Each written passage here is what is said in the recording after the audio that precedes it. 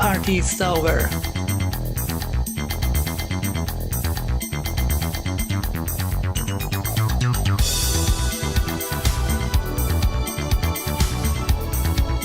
Good, bad, I'm the girl with the guns.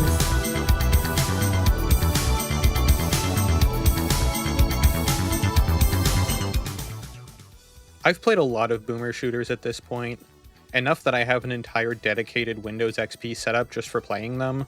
It's pretty much the only thing I did during the pandemic, and it's become one of the things my channel is kind of known for. There are two very big problems when it comes to trying to make videos about boom shoots, though. The first is that nearly every worthwhile game has already been covered by much funnier people, and I don't really feel like reheating their nachos. The second is, at this point, I'm so boom shooted out that it takes a lot for one to genuinely impress me anymore. You can only cram so many barrels onto a shotgun or recreations of E1M1 before it starts losing a little bit of its luster. Don't get me wrong, I love the genre, but when you've played them all to death, you do get a little bit jaded. Suffice to say, when I was digging through Steam and found a game called Meowgun Hell Denizen, I was a little bit skeptical. The screenshots and descriptions didn't really sell it as more than just Catgirl Quake, which it is, but it's also so much more than that. The first thing you're going to notice when you boot up the game is that the movement feels very familiar. It's made in an advanced port of the Quake engine, something you don't see nearly as often as GZ Doom indie games. All the chunky textures and baked, colored lighting is very Quake-esque, and you have your bunny hopping and rocket jumping like you'd expect. There are some small additions to make you feel more like a cat, like mantling up small ledges if you jump towards them. For some reason they kept in fall damage. I figured catgirls were immune to fall damage, but what do I know? The other thing you're going to notice right away is that this game is very transgender. Listen, I know what you're thinking. I can't just call the game transgender because you play as a catgirl and have to boop your nose on buttons to activate them. And I'd agree with you, if not for the fact that this is literally what the armor pickups look like. I actually didn't realize until after I beat the game that this only happens during Pride Month. You can permanently enable it as an Easter egg in the menu, though. The health pickups are blood packs, but they may as well be estrogen at this point.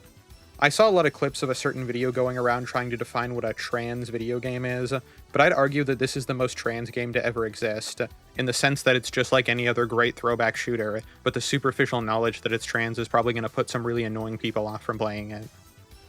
I guess this will be my Pride Month special, since my legal team turned down my request to cover full service. Oh, and if you're wondering where Dog Girl Quake is, it already came out. It's called Ultra Kill. Even at this point, I still wasn't really sold. The aesthetics were cute, but appealing to my sensibilities as a genetically engineered Antifa super soldier working for the deep state didn't really convince me I was going to be playing anything more than a decent enough Quake clone. As soon as you pick up that first weapon, though, you realize you're playing a game not just made by a trans woman, but also made by a millennial with a crippling addiction to Quake and Unreal Tournament. You have a whopping 17 weapons here, all with alt fires, covering pretty much every weapon type from both Quake and Unreal, plus a bunch more I had never even considered existing. They're somehow all incredibly fun to use and useful in combat. We'll get to them as we go, but even the basics like this Magnum that's pulled straight from Soldier of Fortune, or the quad-barrel pump shotgun with full auto mode, pretty much set the tone for how delightfully violent and insane the guns are going to be in this game. Anyways, now that I'm done the tutorial section, I hop around the hub world and enter episode 1. Screw this job. I'm outta here. I believe the protagonist is voiced by the lead dev. If you can't tell immediately by her accent, this game comes to us from the cultural capital of indie games, Finland. The one-liners are exactly as dumb as you'd hope, and they range in references from angry video game nerd to king of the hill. Where do you learn to fly? Got any questions about propane? As far as story, we're a catgirl enslaved by demons and finally got fed up and decided to rebel, killing everything in our path. It's about as much story as you'd expect in a game like this. Demons bad, guns good, shoot stuff. E1M1 is a fairly tame start. You're mostly facing off against the game's equivalent to shotgunners and imps, hunting for secrets, the usual stuff. The Magnum has a rapid shot alt fire, but it forces you into a reload animation after, and the shotgun's alt fires all the barrels at once. You also have a separate stock of grenades with classic, Molotov, and electric grenades. The melee attack is pretty strong, and mashing it activates an AoE strike to kill all the enemies immediately around you, something you will absolutely need. While the level design is very Quake and Doom-esque, enemy placement and quantity is kind of more like Serious Sam. Even in episode 1, enemy count starts north of 100, and the secret area in map 1 is just a taste for what the average encounter is going to look like soon.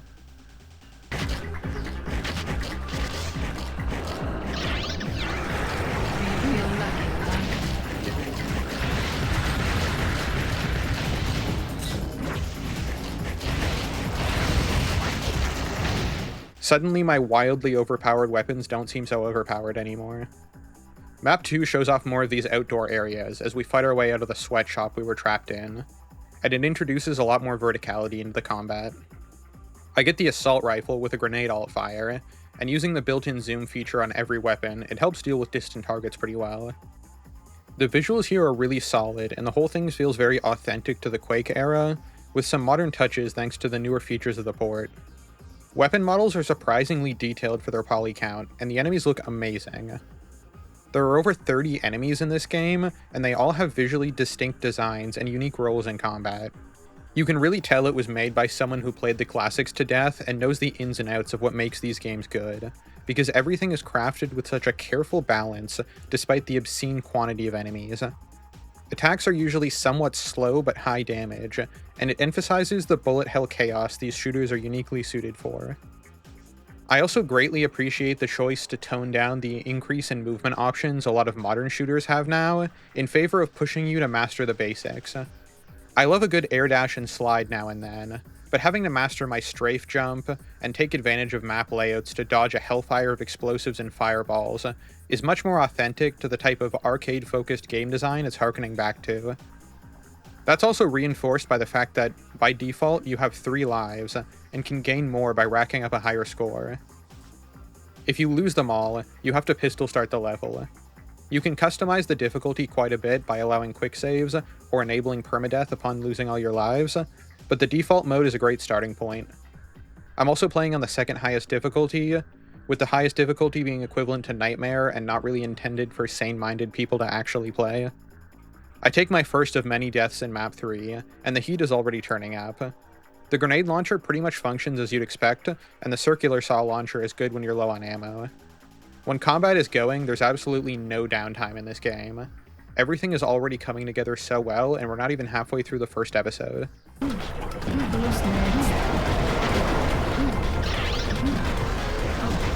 After I clear out this arena, I hop through the teleporter. The little text blurb tells me that I'm headed into a sewer level.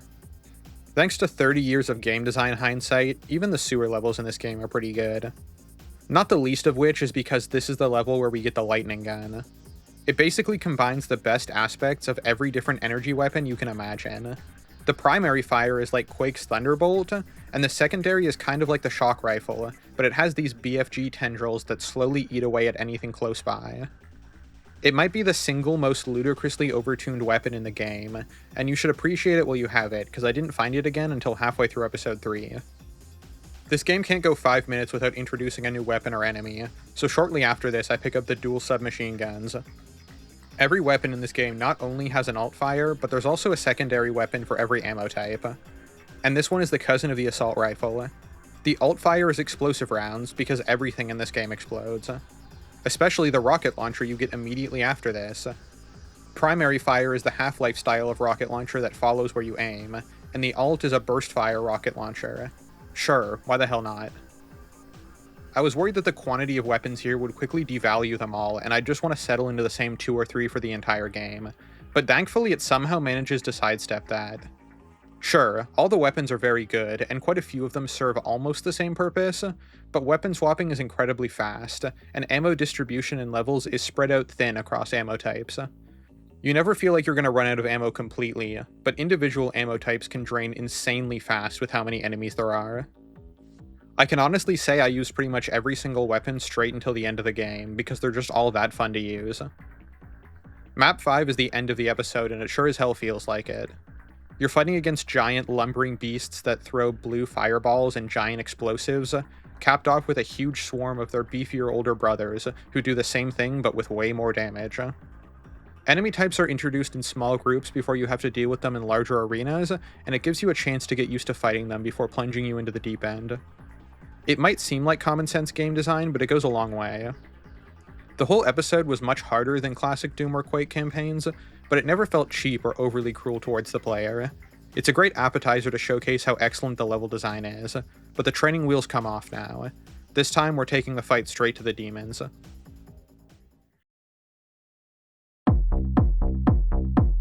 It's time to take out the trash. This episode starts with the grenade launcher. E2M1 is immediately way harder than anything from the first episode, and much more in line with what the challenge level for the game will be going forward. They've already shown up before, but these shambler-looking dudes who throw bouncing saw blades are a personal favorite enemy type. Now is probably a good time to mention the soundtrack as well.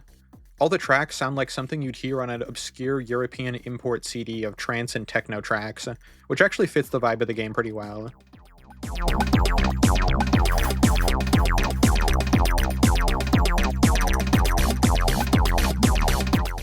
Anyway, this map introduces one of life's greatest pleasures, an actually good flamethrower.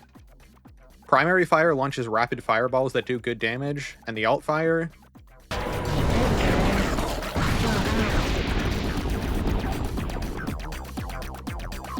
I get my ass kicked more than a few times in this level.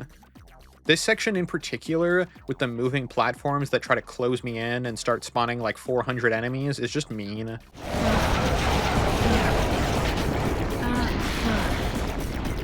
I should know by now after playing so much Serious Sam not to even bother with this armor pickup, but I can't help myself.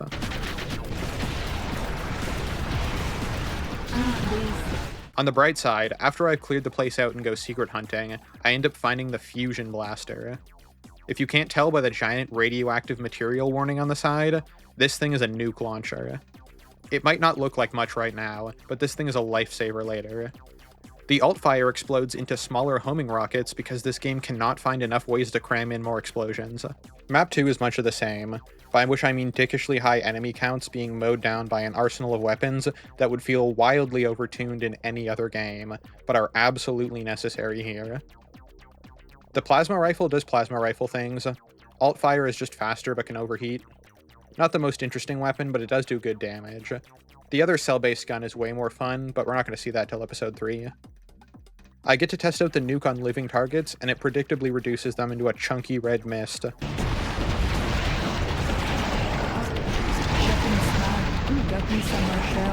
This map is an ascent up a large vertical corridor, and it's got a lot of well-designed encounters, but it also introduces my most hated enemy, the Cortex Floater.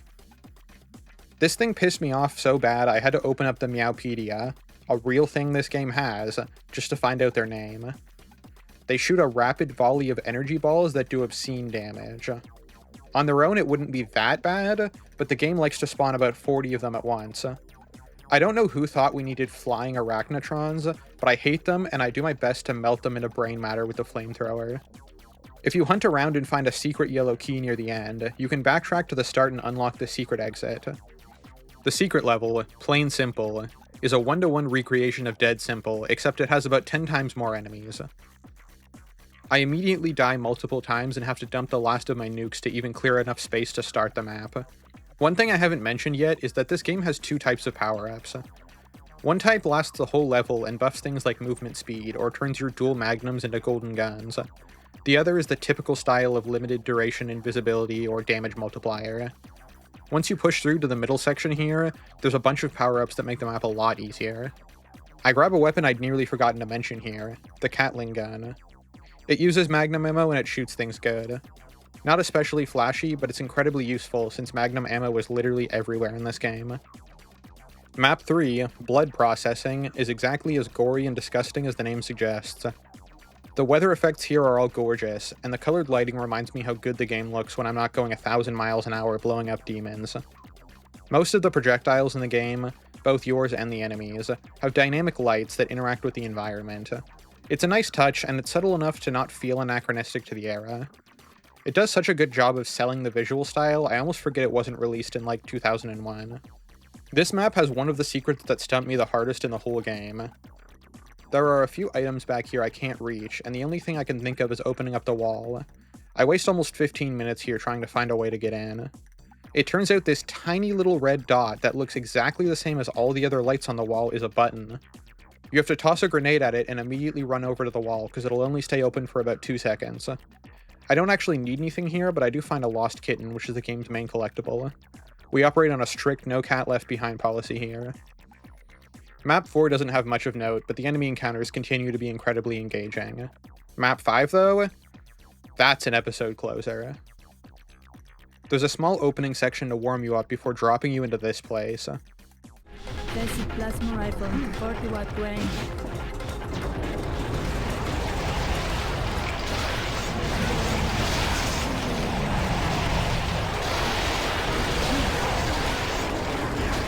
I die a good 3 or 4 times in this fight. You have to face off against the Dimensional Shamblers, giant ethereal xenomorphs that can teleport and tank multiple direct hits from the nuke launcher. You can see me get hit with a stray plasma ball at 66 health and immediately die. They also have bizarre voice lines when they fight.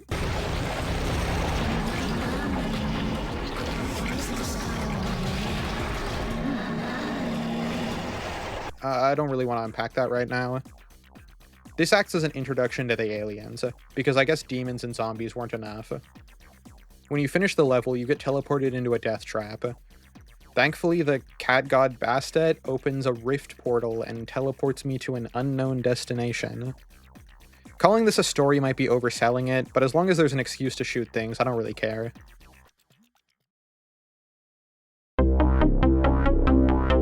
We're going to the one place every boom shoot must go if they need a penultimate episode to fill time before the climax. Space! Don't get me wrong, I'm totally on board for going full Jason X here, but opening the space episode with another sewer level just feels like you're fucking with me. Don't worry though, it doesn't last long. We get some nice outside sections that show off more weather effects. We also get introduced to the second shell-based weapon, the hand cannons. They're dual-wield flintlock pistols that shoot mini cannonballs, and the alt-fire launches both at once. They also explode, because everything in this game does. One of the perks to the episode-based format clearing out all your weapons is that the game gets to be selective about your weapon roster. I didn't get the normal shotgun at all in this episode, and getting used to the hand cannons instead changed the combat pretty significantly. Map 2, Power Plant, shows off more of the tech bases and snowy outdoor areas. It's got these cool rotating platforms that add a ton of verticality to the level. Any pretense of politeness is long gone though, and sometimes a teleporter will just take you into a room like this.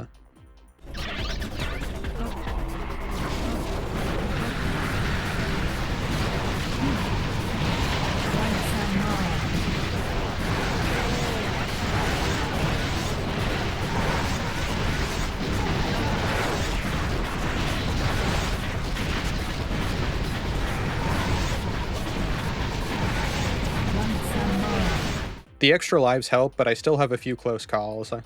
The abundance of weapon pickups in each level means that you could probably pistol start the maps if you really wanted to.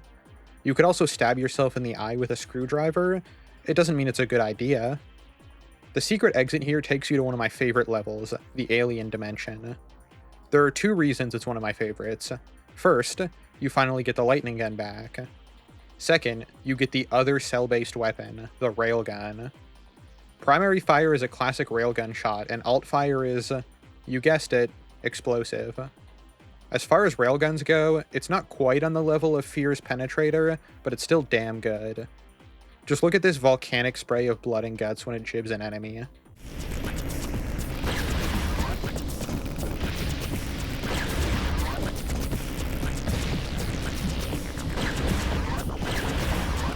It also fires decently fast, and cell ammo is pretty abundant, so you can use it a lot. The green skybox and alien architecture here is pretty cool. What's not cool is the final section of the level. This is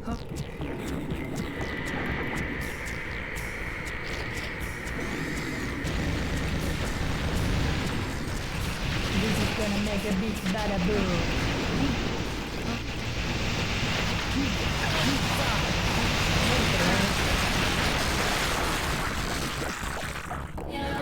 I know I compared it to Serious Sam earlier, but this is just ridiculous. At least they give you enough nukes to wipe out a small planet. Enemy hordes like this just start showing up regularly in episode 4.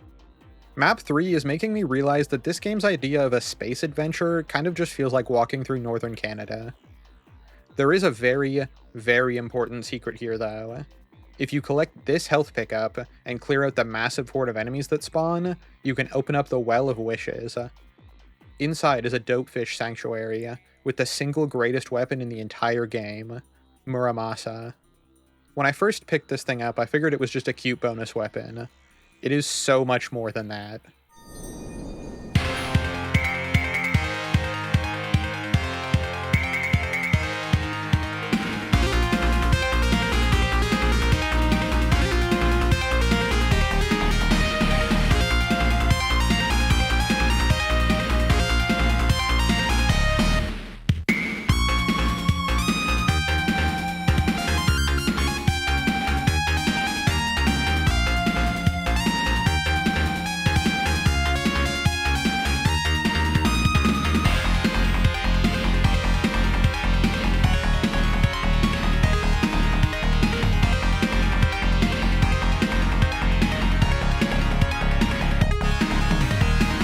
Primary is a rapid sword slash, and secondary fires out an energy beam. Rather than using up an ammo pool, the energy beam drains your health. This isn't a problem at all though, because the primary attack does obscene damage, and it's also a blood leech attack. You don't even have to kill an enemy, just hitting them heals you. And if that wasn't enough, you can also time your attack to parry projectiles, because of course you can, because this game is awesome. There are so few good melee weapons in first-person shooters. There are barely even any good first-person action games. When I started swinging this thing around and realized it was an actual weapon, I don't think I even touched my guns for the rest of the level. You can't just break the game with it, especially not in later levels, but it works into the flow of combat way more effectively than you'd expect, and it's the coolest thing ever.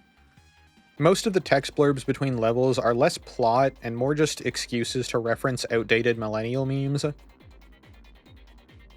Map 4, Starport, is another great one. It's a big alien city with some nice set pieces, and the scope of the levels here are starting to show off some things you probably couldn't have got away with on the original Quake engine. In the mid to late 90s, you kinda had two different approaches.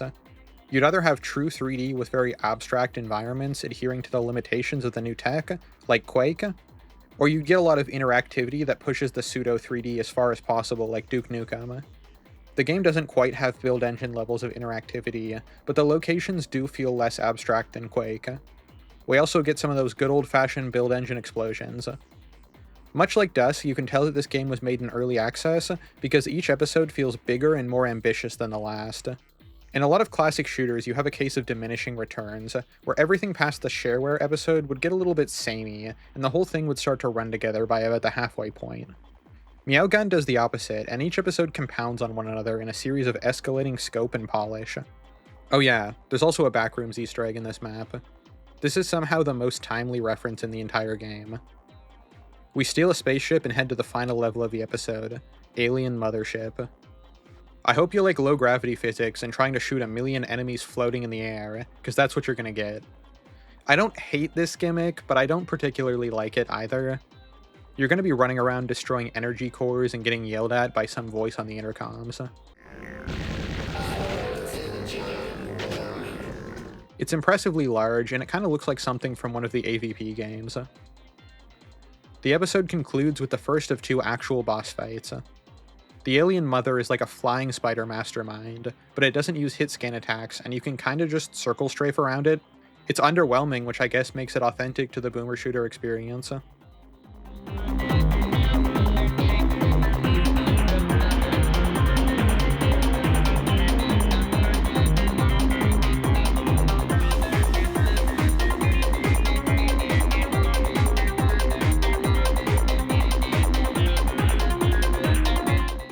Aliens are dead, portal to hell is open on Earth, it's time to clean house.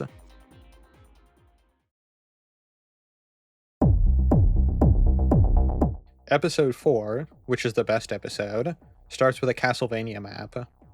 The first few maps of this episode feel a little bit more gothic fantasy than the rest, but it's a welcome change of pace. We're back to the basic weapons again, the shotgun, the assault rifle, and they're already throwing dimensional shamblers at us. This episode definitely turns up the heat, and it doesn't waste any time easing you in.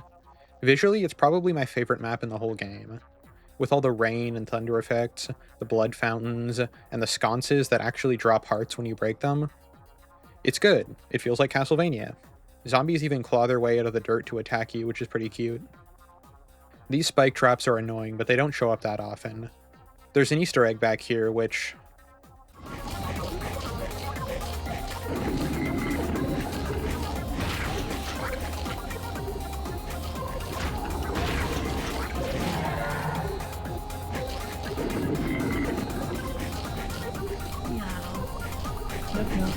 Anyone alive down there?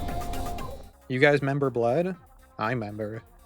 I've only been half a map without my sword, but I missed it dearly, so it's nice to get it back right away.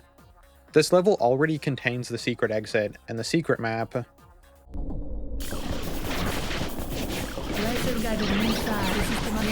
this is my boomstick. Well, now I have all my weapons back. The main hall here has that annoying low gravity gimmick again, but luckily the other sections don't. You get ammo hand over fist here since there are enough enemies to fill a whole Doom wad. There's already a rematch with the alien mother, and putting her in a much more cramped arena actually makes the fight a lot more challenging and fun.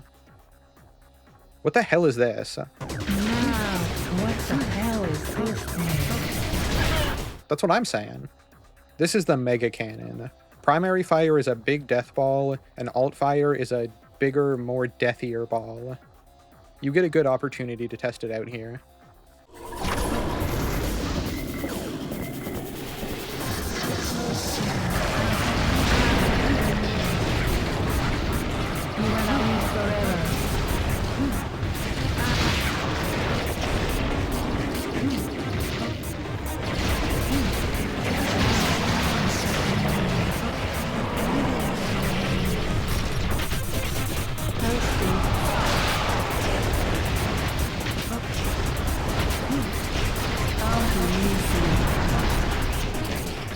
It's a suitable companion to the nuke. You might think I'm wildly over-equipped now, bringing all these weapons in a map too. That might be true for about 10 seconds until I run out of ammo. Despite the quality of these maps continuing to rise, I have less and less to say about them. They're more of the same, just bigger and better than the stuff that came before it. I guess the steamroller gag is pretty good. Where did that come from?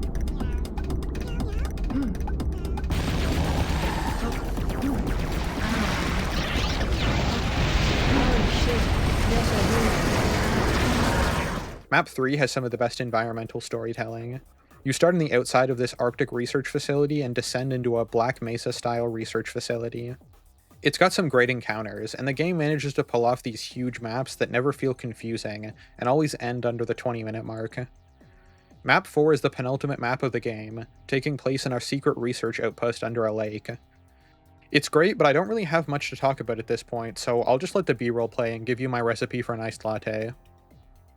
First things first, I'm not a purist here. It's just about getting caffeine that tastes good for cheap. Start with 2 shots of espresso in a roughly 16-ounce glass. If you can't afford an espresso machine, an AeroPress is fine. It's not the same thing, but it's close enough. Add in about 12 ounces of your preferred milk. Oat milk is objectively the best one, but if you want to be wrong, you can add whatever you want. Top it off with half an ounce of simple syrup. All you need to make simple syrup is 1 part water to 2 parts sugar boiled with a pinch of salt. It'll last like a month in the fridge. The whole thing will run you like $2 a glass, even if you're using higher end coffee beans, and it beats the hell out of Starbucks or Dunkin'. Anyways, we board an interdimensional train to the final map, Helsinki Citadel. You have to fight through these 3 courtyards around a demonic citadel to get the key cards that unlock the central gate. Enemy quantity is cartoonishly high, but at this point I'm so used to it, and so stocked up on weapons that it's not that big of a deal. It does a good job of feeling like a grand finale, throwing the entire army of hell at you. The final ascent up the tower is a nice touch, and it culminates in a face-off against the demon overlord. In true boom shoot fashion, you just have to circle strafe and hold the fire button down for a few minutes.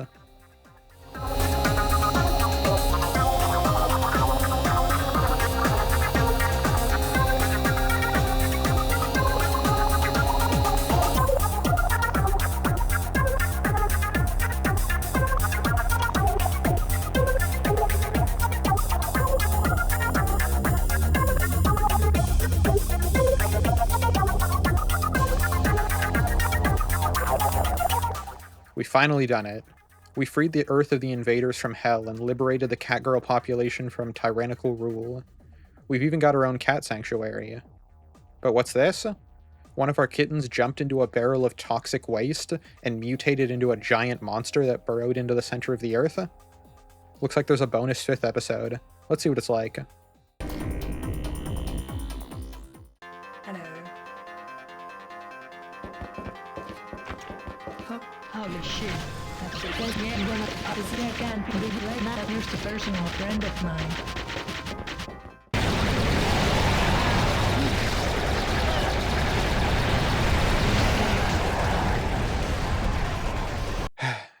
Yeah, maybe next time.